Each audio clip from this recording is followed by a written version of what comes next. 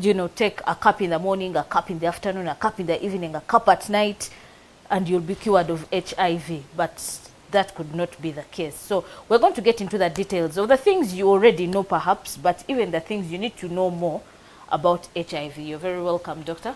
Thank you, Fiona. How have you been? I've been good. Happy December. Happy December too. We are coming to the end of the year. Yes, we're coming to the end of the year. So, any achievements in the year 2019 so far? Yes. They are pretty much. There are plenty. And a new list for the expectations next year? Definitely. Good morning, our viewers. We are back on Rest TV. And just like she introduced, we are going to be discussing about HIV. Yes, HIV and AIDS. Yes. In Uganda, it's been over, I think we could say 25 to 30 years since HIV was, someone came out and stepped out and said, you know what, you see me getting weak, you see me breaking down, you see me with all these powers and all this, but the fact is I contracted a virus called HIV. So I think it's over now 30 years, and I think people have quite a number of things they know about HIV they don't know, and some still have myths and beliefs they follow with regards to HIV and AIDS. So we are here, we need to get to know those things. What does one have to know? Can I look this healthy and perhaps not have HIV? What is HIV? Yes. Okay, HIV is a disease, let me say like that. Caused by a virus, a retrovirus. And just like you're given a brief history about HIV, yeah, HIV has been in Uganda for quite a while. Yeah, starting from the 1980s, when we were still very young, or maybe not even born yet. But yeah, it happened, and there were a lot of myths and misconceptions about HIV. People always used to think it was as a result of witchcraft. People took long to believe that it was HIV. I was reading some story about some publication on HIV in Uganda. And during those days there was a myth that people used to think that it was a disease caused by some ghost originating from Tanzania. So during that time when there was actually little information in the first case, because it was still in the stages of more discovery, it was in some other countries, most especially in the Europe. It hadn't come to Africa. No, it was there. But it wasn't. But the technology to do the diagnosis, to do the testing, and wasn't there. It wasn't there. So people were dying. People were dying ignorantly, thinking it was witchcraft, thinking it was other diseases. And that's why the spread was rampant, because people didn't know even how to protect and prevent the spread of HIV. True. Yes. There was even no treatment then. Because currently we have ARVs, which have really helped so much in suppressing the HIV virus and controlling the spread of HIV. But then there was completely nothing. Yeah, there was completely nothing. And when the treatment came, it was again very expensive. But thanks to the government efforts, there now ARVs are available and for free. And for free? Yes, they are in all government hospitals, by the way. All government hospitals, health center 3s, health center 4s, and hospitals, regional referral hospitals and national referral hospitals. These drugs are there now for free. Yes. So once you get there, you tested, it is confirmed you have HIV. The health workers there know what to do, and then they will enroll you on ART and retroviral treatment, which will help you. So there is no excuse whatsoever one should give? No, you shouldn't give an excuse. I can't get the medication or something. Actually, the biggest problem I think that people have is stigma. Yeah, they're stigmatized, eh? Some are stigmatized and some have self-stigma. They stigmatize themselves. Yes. I've heard the stories, or I've met people who fear to either walk to the health facilities or to the hospitals to pick their results. Not even pick the results. Or to pick their drugs. The drugs and waiting for refill. When the drugs they were given are depleted, people have to continue taking drugs. Because for a person who is HIV positive and you started on treatment, you're supposed to be on treatment for life. Yes, now that is scary, of course, but what to do? Nothing. There is no way. Actually, that's the only solution. You have to be on treatment, and you have to be on treatment for life. So stigma has been a problem. You know, there are many factors which play and influence our lives. You know, there's one funny thing with this HIV, it doesn't segregate. Whether you're a doctor, whether you're a journalist, whether you're a pastor, whether you're a reverend, whether you're a nun, irrespective of either your religious status or your social status, if you expose yourself to HIV, you'll get it. It will be a good visitor in your body. Yeah, it will be a good visitor in your body. And there are very many out there, people of different hierarchies, calibers, in big offices, who have HIV. And now sometimes it becomes very hard for them to get in maybe in a community or to go to a hospital to pick these drugs. To pick the drugs, where their subordinates probably are also picking the drugs from, and that's becoming a problem. But for people of such the type, we actually encourage you that irrespective of how you feel, yeah, you can always find ways, because if you do not take your drugs consistently as recommended or as told by your physician, then it is very troublesome for you. Yes, you need actually to follow what your doctors tell you. If you've been given treatment, you've been told to take drugs every day at a specific period of time, you're supposed to take it. You're supposed to take it, because when you take time without taking medicine, what was There's done, a multiplication of the yes, virus because in the this body. is what happens when you take the medicine. These ARVs are not curative medicines, but they help in suppressing the virus. Actually, this is what we call a viral load. The viral load, this is the amount of virus in somebody's blood or in the body. So these are tests we do, or the tests that will be done to you when you visit a hospital. So when they do these viral loads, they'll get the amount of virus in your body. Let's give an example that a patient has come, or a client, and the viral load has been done, and maybe it is 10,000 copies of the virus.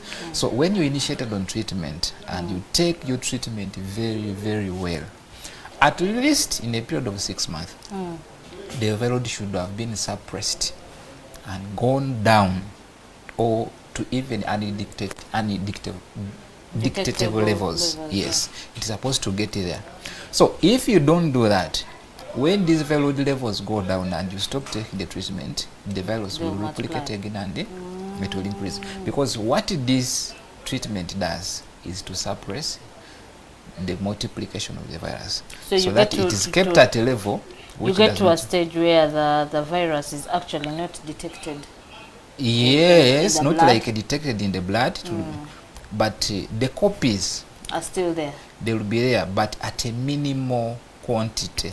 They cannot be detected. But it doesn't mean that when your viral load goes down to undetectable values that you become negative. No, you stay positive. You stay positive. Actually, you stay positive for life. Once it is confirmed you're HIV positive, you'll be positive for life, unless God makes a miracle for you. Yes, because I strongly believe that a miracle can happen. A miracle can happen. There's nothing impossible with God. What is impossible with man, with God is possible. Yes, but God chooses to heal the one he chooses. So you cannot be there and then say, I will not, because somebody gave a testimony that you got healed, so I will take medicine. As you wait for your miracle to come, please keep taking your medicine. Keep taking the medicine. Okay. Doctor? Yes. What types of HIV tests are there? And how effective, or how which of them gives results that are satisfactory? Because I was reading news, and yesterday actually I was reading news, and there were some supposed medical practitioners that were arrested for giving people fake results. Now, fake results may not be as a result of the test itself, but there is a lot of quackery in Uganda and maybe in other parts of the world. There are many people who are impersonating to be doctors. You know, there's a big challenge in Uganda here. Actually, we call upon the Ministry of Health to act. Everybody can wake up any day, any time, put on a gown, and become a doctor. Get on the street with some few herbs, and they claim to be a doctor. And you find them everywhere on the street. Sometimes they get even air on TVs and radios, and they are speaking. They are holding themselves doctors. And to the unsuspecting viewers and listeners, they actually take them serious and follow them. Still in the same way, yesterday I was reading some report posted on Facebook about a scan report. And I think they are the same kind of guys who do such kind of things, which was very fake, and fake indeed. So some of these people are just interested in picking money out of clients. They do not care. They have no medical background, but they call themselves doctors. And for you, you go there thinking maybe you're going to a doctor, and you land into such trash. They will give you results even without testing you. I know. Because they want money, which is very wrong. And they'll start you on funny treatment. And very funny treatment. But for testing, I would say all tests are good. Yes. All tests are good. And all tests will give good results. In as much as these tests are in different types. And they give different results at different stages. Okay. Now, there is a common test that we all use, or that we have used at least. Yes. It's a rapid diagnostic test. This is where we use test cassettes or test strips. Yeah, and it's done in a given algorithm, where we begin with determine, and then we get to start pack, and now we go to BD SD bioline. Previously, we used to use Unigold. Unigold, yeah. But the Ministry of Uganda made some changes, upgraded from Unigold. Yeah, from Unigold now to SD bioline. It's now what we are using as a tiebreaker. So this is a rapid diagnostic test in that it can be done at anywhere. Even I can carry my test strips here in the studio, and we can carry out a test, and we get results immediately. In about 15 minutes, we know your status. Anywhere, I can carry it in my bedroom, I can carry it in my shop. So it's good for point of care services, because you don't need to wait so long. I don't need a big equipment. So this test is also effective, but it has its own limitation. What are the limitations? There is what we call a window period in HIV. Okay. This is the time taken for seroconversion to take place. When I talk about seroconversion, I mean the time it takes for the body to generate the antibodies that are supposed to fight the virus. Yeah, the detectable amount of antibodies that can be seen or that can be detected in your body when a test is carried out. So during that period, before the seroconversion takes place, before the body generates enough detectable antibodies in your body, you have the HIV in you, but the test may test negative, just because seroconversion hasn't taken place, or the detectable amount of antibodies in your body against HIV have not yet been generated by your body. So the limitation is there, that at least this test will be effective if from the time of contacting the HIV, the time of testing, at least is about 3 months or 90 days. Before that, you may test negative on this rapid diagnostic test, on this test, the strips or the cassettes we've been talking about. But that does not mean that you're HIV negative, and still, even when the seroconversion hasn't taken place, but you're already infected, still you can pass on the infection to another person. Sure. Yes, because you have the virus in your body. Only that the detectable amounts of the antibodies is not present, is not yet generated. Yes. So that's the limitation of that test. And there is a new other test which has been introduced by the way of recent, one we call the oral quick test. Yes. Do the saliva not even the saliva, you just get that cassette, you pass it in your mouth, and then you put it in a buffer and wait for some minutes, and then you'll get your results. So testing for HIV has been simplified. Not like then. But not, okay, not like then where you test and they tell you Yes. come back After 3 days, 3 days, after a week, after a a week, month. and you're there, you're not sure whether you're positive or negative, you don't know Exactly. your fate. Because I always listen to some testimonies, some stories from those parents of ours. When they tell stories when they used to go for HIV testing, you go and then they tell you come back either next month or after 3 months. But for now, just 15 minutes, you'll have your results. And I imagine maybe you've gone because you're not feeling well, and then you're told to wait for that long. Yeah, but I know it could bring a lot of anxiety. I know it's what I was going to say. Doesn't that even make a But, person more sick? That's why always when we go for an HIV test, there is always what we call a pre-test counseling. And by the way, people skip the pre-test counseling. But it's very important. But it's very important. Very important. Very, very important. Because however much you feel you're safe, you can be exposed to that virus in many ways. You know, very many people have been shocked when they go for an HIV test and have been told they are HIV positive. And yet behind them, they cannot remember any incident in their life that could have exposed them to the virus. Yes, but we need to let's now discuss how somebody gets HIV. Yes, because you know it's very funny. You could be seated in a taxi and you know this taxis, maybe it's rusty and all that, and it cuts you. Maybe it has just scratched someone before you, and then it scratches you, and the next thing you know, you have HIV. No, for HIV, let's now discuss the different ways how somebody gets Contracts HIV. So the most common one where people get HIV through sexual contact. Unprotected sexual intercourse with somebody who is HIV positive will definitely expose you to the virus. But not every time you have sex with somebody who has HIV that you will get HIV. No, it's not the fact. That's why we have cases with discordances. Yes. So that will be another topic for discussion someday, how that comes. How come? I know, because you know. Yes, we shall discuss that another time. People have talked about it so many times, and they're like, maybe I could land on someone that, you know, and me and them are a discordant couple, and life goes on. But we shouldn't just take it for granted, and because I think those are very few. Those are very few. And the Baganda have a saying, nti omukisa gw'embwa teguyisa mbuzi malagala. A dog, literally, how can we put it in English? That the lack of the dog to pass, like, is it in a banana plantation? Does not guarantee a goat. Yes, because the mere fact that the dog does not eat the banana leaves, for it even when it passes, nobody will care. But for a dog, for a goat, when it gets there, yes. So don't just hear a story about somebody who survived that and you say one man's meat is another man's poison. Yes, that can't be that. So having unprotected sexual intercourse with somebody who is HIV positive can predispose you to HIV infection. That's one way.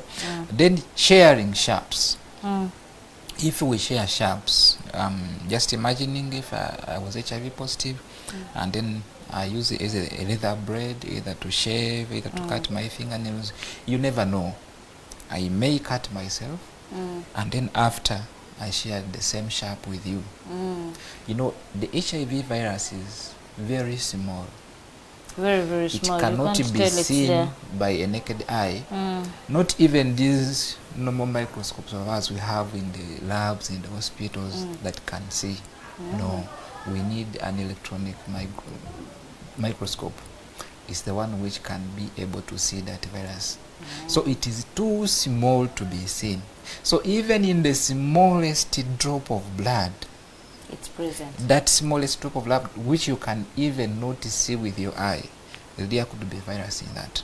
So in this sharp, imagine the size of a needle, or the needles we're using, we are injected in hospitals. You look at a needle very small. You may hardly see a drop of blood in that, or on that needle. Yes. Even on a leather braid, you may cut yourself, but you could hardly find or tell that there was a drop of blood on this.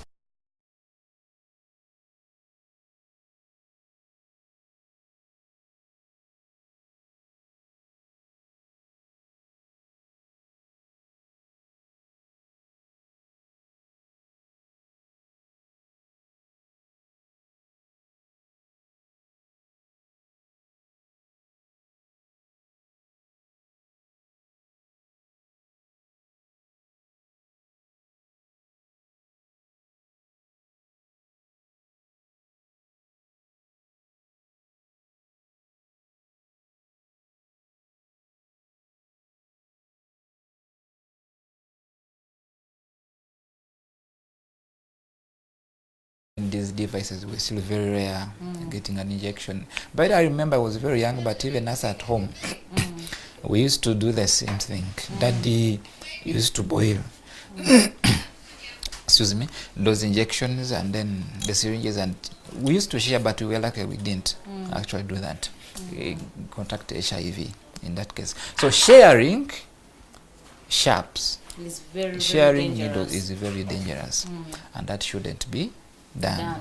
And then, you know, there are some other things we hardly suspect that they could cause us trouble, or we would get infections from there, but they do. For us men, we always walk to the salons, we go to the barbers to shave, and these equipments they use, sometimes they put some minor cuts. Yeah, I've experienced this when I went to a barber to shave my hair, and there were some cuts with some blood coming out. So imagine if it had been used on somebody who was HIV positive. True. And then in a short while it is used on me. Yeah, in a short time, if it is a short time, because what happens with HIV, the virus cannot stay outside For long. yeah, for long. It will die. For it only survives in a living cell.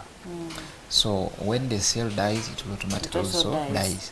So when there is a drop of blood which is dry, the virus can't survive there. Can't survive yes. So some of these things can be minimized now, like our barbers out there. If you're watching, if you have shaved, because you're not put anybody, pedicure and manicure. you cannot subject to all your clients who come to an HIV test before you work on them. True, you can't, But and it's unethical. Yes. I mean, it's rude. But as a preventive way, It would be is very important. to have sterilizers, like in your beautiful salons, so that after you're working on somebody, at least you sterilize your equipment before you use it on some other person. Yes, that would be very important. Yes. So, HIV is transmitted in all those ways. Okay. Now, upon transmitting it, if you're tested, you said, and it's if you're tested and that you're told you have HIV, is where I want us to. After the break, we're going to talk about how long does it, like you said, it takes a period of time. But nowadays, I think things have changed. People are started on medication immediately. So you're going to explain to us why? Because those days, now that is it because the medicine is in plenty? That's one of the reasons. Oh, okay. Because the medicine is in plenty, you'll be started on treatment immediately. But we'll talk about all that when we get back from our break. Okay.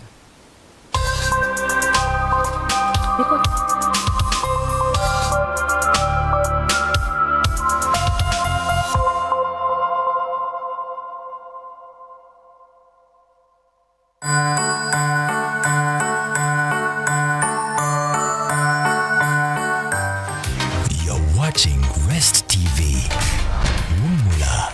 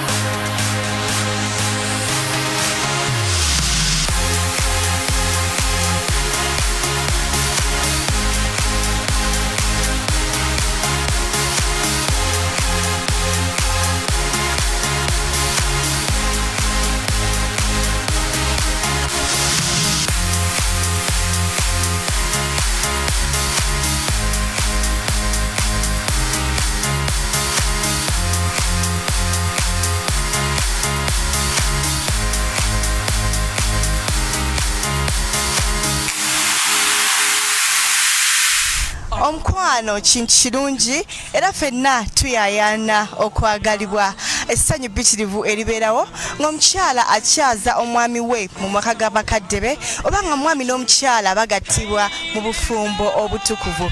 Tweyongeko nno wano ku Rest TV mu program The Bridal Magazine nga tukuleetera emikolo egy'embaga saako n'egyokwanjula okwo nno nga kw'otadde n'emboozi z'abaagalana nga batutottolera obuwonvu n'obuko obuli mu mukwano. Nange omuweerezaawo Wonensara okuva ku ssaawa 12 ez'akawungezi paka ssaawa 1 buli lwa Sande tosubwa.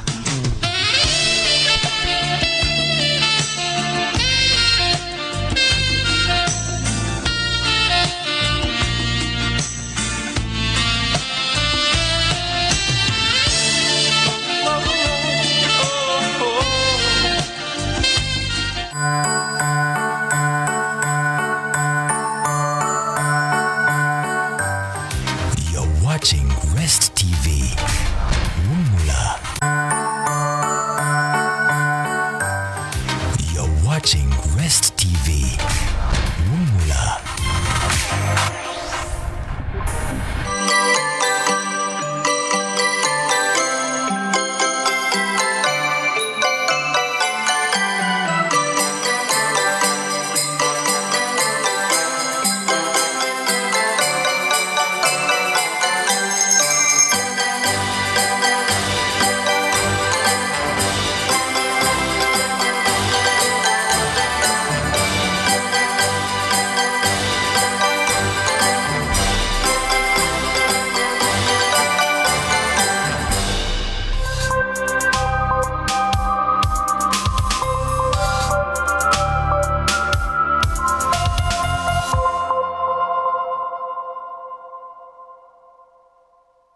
From that short break, before we went for the break, we were looking at going on medication immediately. Is it because the drugs are in plenty, or doctor are saying because one of the reasons is because the drugs are in plenty, so you have to start medication immediately? But I'm thinking it also controls on the viral load in one's body. You see, things have been evolving depending on either the availability of the drug, the resources available, and then science keeps changing, more discoveries go on coming. But as a mere fact, during those days when the drugs were very scarce and actually they were limited to the privileged ones actually who had money in the first cases because they were very expensive. I remember I had an uncle then who had HIV, and he spent a lot of money buying HIV. We would just hear in stories, spent 1 million to buy a tin. They were very expensive then.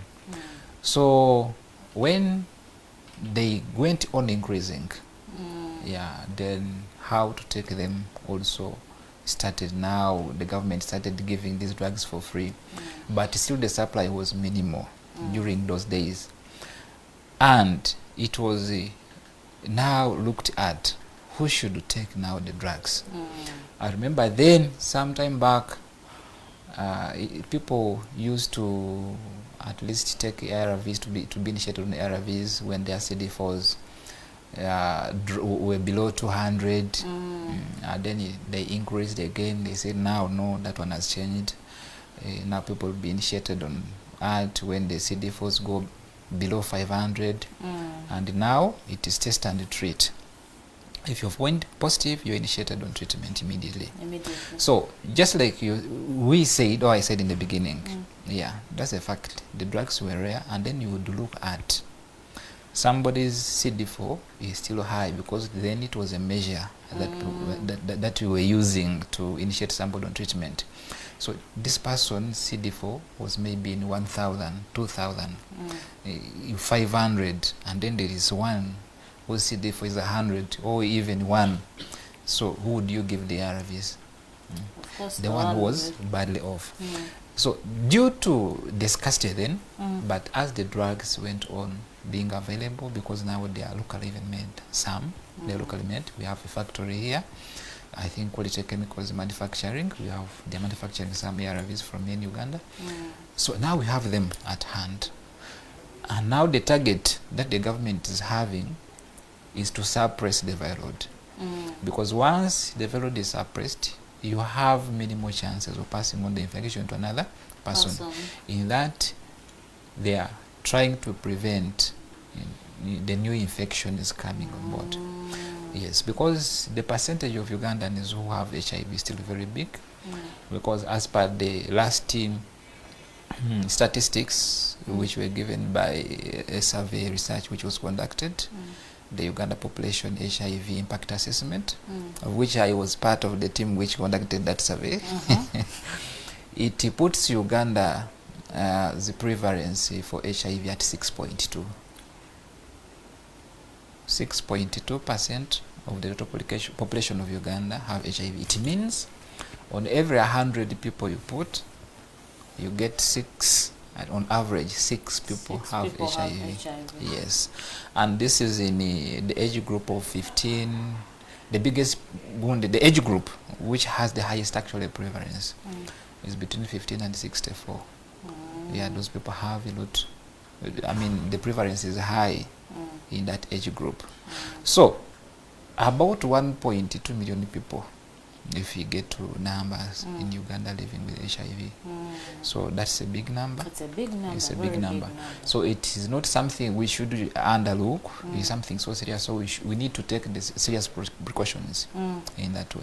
Fine, drugs are there, but we don't need to acquire when we can prevent when we can prevent. Yeah, people say, I don't know who said it, but some people have grown up here and prevention is better it's than better than cure. And it is true. Prevention is better than cure, because even taking drugs on a daily basis and for the rest of the days of your life, that monotony, it's not something very easy. And these drugs have their side effects. True. More so when you're just starting to take them, they can cause a lot of effects, body rash, you can have seizures sometimes, you can come with nightmares, people hallucinate hallucinations, a lot of things. And these are strong drugs which may in the long run have effects on your liver. So if you can avoid, if you can do anything possible within your means, and the means are there, very many of them. Very many. Yes, people always, we in the hospitals, we are always telling people, if you feel you can't abstain, if you feel it is beyond, if you feel you cannot stay to your one partner or to your two partners, at least use a condom. In that way, at least try all means possible to see to it that you don't get HIV. Yes, that would be the best thing. Now, there's I don't know, we used to hear when we were growing up that people fly out of the country and they go and get their blood transfused as a treatment for HIV. And then they come back, then after some months they still go back and have their blood transfused. How practical is that? It is practical. Your blood can be transfused, but it's not a curative. Because once you get HIV gets in the body system. It gets in the cells. You find HIV at later stages almost in every part of your body. So you it does not necessarily stay in blood only. It goes to the other but organs. In other stages, like when you get to stage 4, stage 3, you may find HIV viruses in almost every body fluid. So taking away the blood, it can simply reduce on the viral load. Because when new blood is introduced without HIV, the viral load can go down, but it doesn't make you negative completely. Because if you have, and not all blood will be removed from your body, that is impossible. It's impossible. Yeah, it is impossible. So there remains some particles of HIV which will in the end multiply. So having a blood transfusion is not a curative method for HIV. Actually, HIV up to now has no cure. Yeah, no cure has been yet discovered. All viruses have no cure? Not so. We cannot say Some that have. all. Yeah, some have. But HIV in particular for this case, Does not it have has cure. no cure. So ARVs, you shouldn't make a mistake HIV to be a curative treatment. No, there's no cure for HIV, and the best way for you to do is to prevent. You avoid contracting HIV. That's the best thing. Okay. What opportunistic infections can we look at? Infection risks that are there for people, especially with HIV, if it has already gotten into your system. Okay, opportunistic infection. In the first case, I think we need to explain what opportunistic infection is. Just like you're saying, opportunistic infection is. These are infections which get the opportunity to visit your body. To visit your body at any ease. Why? Because the HIV has suppressed your immune system. This is what the HIV does. HIV specifically on the body will affect the body's immunity. It affects the white blood cells in simple terms. The CD4s are white blood cells. These white blood cells are the ones which fight against any foreign organs or any disease that would get into your body. It could be bacterial, it could be fungal, it could be viral. Think about it, it could be cancer. So these white blood cells or the T lymphocytes are the ones which are responsible for fighting. So what happens with HIV that when it gets into your body, it begins to fight the body's immunity. It makes it inefficient. That's why you call it HIV is human what? Immunodeficiency virus. It works on the body's immune system and makes it inefficient. Are you getting that? So once the immune system is put to a point where it cannot fight, it's useless. It is almost useless. Every kind of disease can easily get into your body. That's why we always tell people that what kills you may not be actually HIV, but you may die of AIDS, or you die of AIDS. AIDS is different from HIV. Not whoever has HIV has AIDS. Are you getting that? We shall get here. But now you're talking about opportunistic infection. So this opportunistic infection, they have now the opportunity to get into your body because your immune system has been weakened. So most common opportunistic infections, people get diarrhea, severe diarrhea, TB, cancers like Kaposi sarcoma, we have toxoplasmosis, and any other infections. They may get into your body. The fungal infections, you get oral fungal thrush, oral candidiasis, just because the body's immune system is weakened and it cannot fight back. Yes. So those are called opportunistic infections. They come as a result of the body being weakened by the HIV virus, because the HIV virus attacks the body's immune system. Now we look at there's that emergency medication, the PrEP. What does PrEP do exactly? PrEP is not something so special, but PrEP is an ARV. But PrEP, it stands for post-exposure prophylaxis. Post-exposure prophylaxis. This is medication given to you in a period of not more than 72 hours.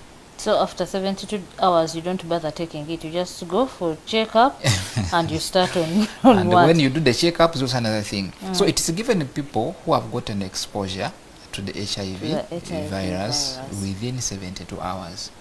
Or if you suspect sometimes to have been exposed. Now, like for us doctors in the hospitals, the nurses, the midwives, the lab technicians, everybody who are getting in contact with these people HIV, there are accidents which may happen. You may get a needle stick. Sometimes the needle may fall up into your leg and get a needle stick. Maybe after you have visited on somebody with HIV positive, accidents are there.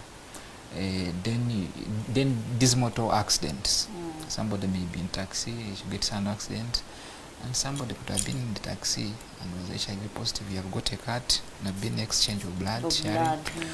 Those are other ways how people get HIV. So if you've been exposed to the virus in such a way, there is a remedy for that. That if you went to a medical facility, you visited your doctor, and you tested, actually for you to get, you must also be tested. Because you must test negative before you're given. Because there is no reason why you should be given if you're already positive. Because it is given to prevent you from getting the HIV virus Virus, after getting that exposure.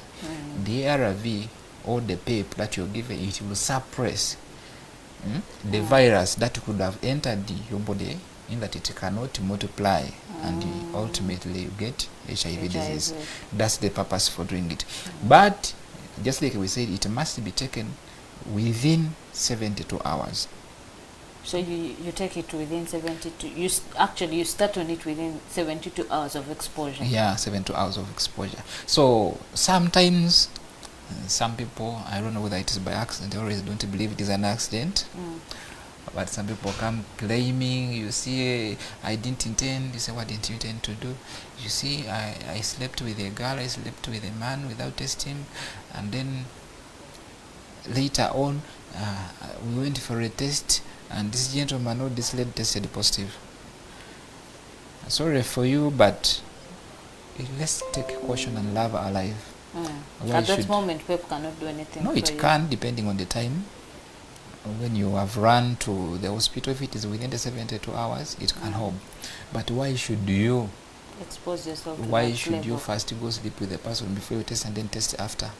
What should come first? First go for an HIV test and then do whatever you want to do instead of rushing to the clinic or For remedies. Yeah, for remedies.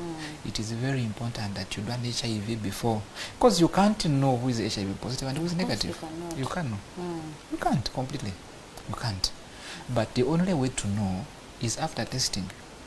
By the even for people who have it, they may not know that they have not until they test.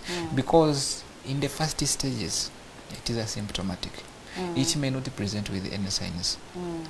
But as it goes on weakening, your immune system, and then other diseases come. Actually, what takes people to hospitals when they fall sick, they don't go there because they are suffering or HIV is putting them on the... They go there because of some other diseases. Other diseases which have come in as a result of the immune system being weakened by HIV.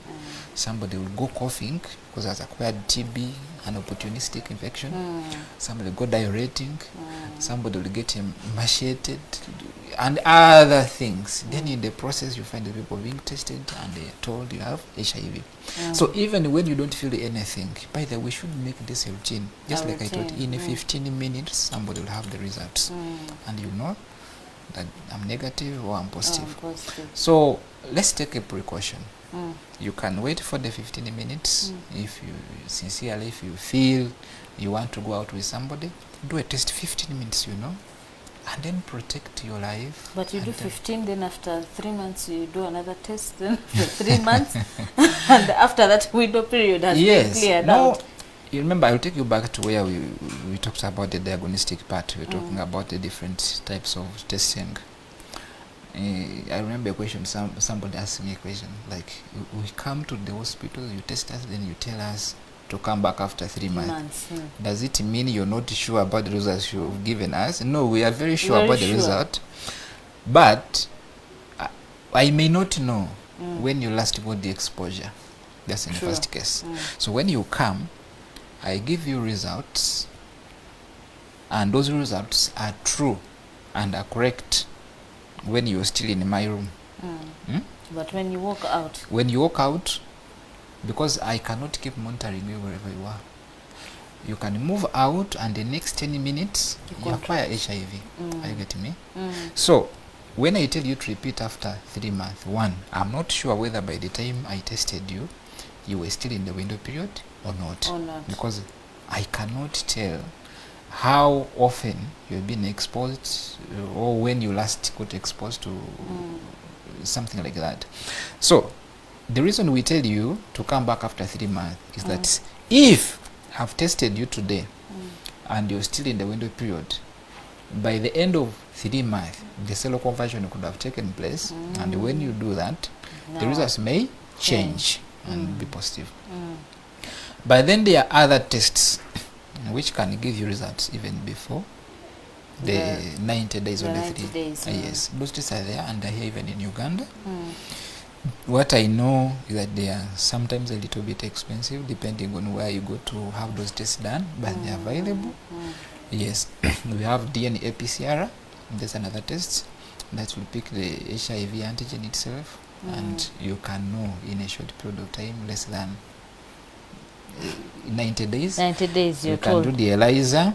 We talked about the week. There are very many other different tests which you can do. Okay, someone is asking here on Facebook, if you kiss an HIV victim, do you contract the virus? I will say yes, and at the same time I will say no. So the factors which will determine. Kissing alone cannot make you get HIV. But how do we get HIV? We only get HIV if an HIV virus manages to enter into your body, into your blood, through an opening. So I'm imagining if you kissed somebody when you have a wound, and maybe there is bruising, because kissing, in quotes, it will depend on who kisses who.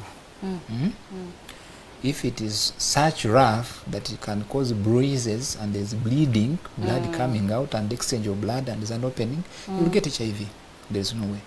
But if there is no bruising, there is no bleeding, there are no openings or sores on your mouth where the virus can enter into your body, you need to get HIV. Your gums are not bleeding. Yes.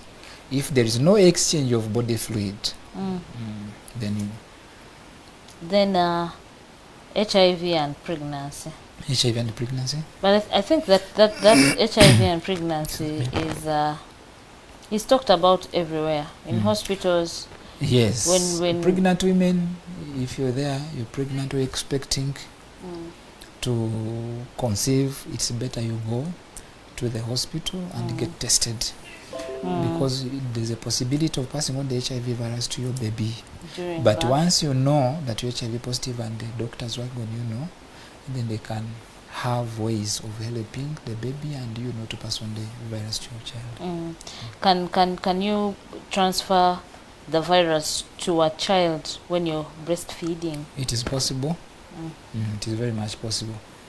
Very much possible. Actually, lactating mothers or breastfeeding mothers, they are not advised, if they are, most especially if they are not even on treatment, to breastfeed their children. It is possible you can pass on the child to your baby through breasting milk.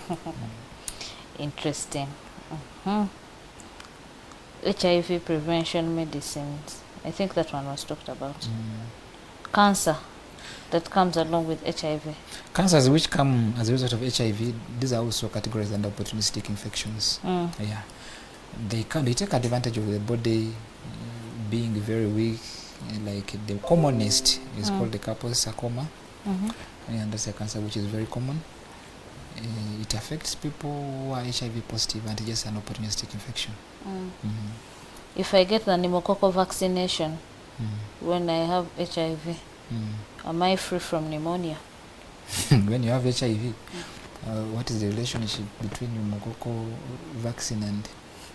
If I get it and I have HIV, in my lifespan or my lifestyle of HIV, once am you're I vaccinated, free from pneumonia? Now let me answer it generally. The reason why people should get vaccinated is to prevent them from getting the disease against which they have been vaccinated in the future. Yes, the same thing happens to hepatitis B, the same thing happens to TB. Once you're given the vaccine, it is a protection. It's protecting you from getting disease at a future date if you don't have it at the time you're being vaccinated. Are you getting me? So once you get the vaccine, then you're protected. So some, now when we get to HIV, it may be different, because remember, HIV weakens the body's immune system. So you could have been vaccinated against TB because you get those vaccines. You have been vaccinated against pneumonia as such, but because the immune system has been weakened, so the body is prone now to getting any other infection, even pneumonia, TB, because the immune system is broken down. Now these things have the chance to get into your body. They have all the chance. Okay. Our time is moving so fast, and I think we cannot take any more from that. We'll continue with that some other time, like you said, when we'll be talking about discordant couples to do with HIV and all that. We appreciate those that are watching, those that are following us on Facebook. Thank you very much. We'll continue talking about these things more and more, especially now in the festive season we are going in. People indulge in so many things, and in the things they indulge in, HIV is out on the look. So be safe, keep yourself safe, and we'll see you next week on The Diagnosis.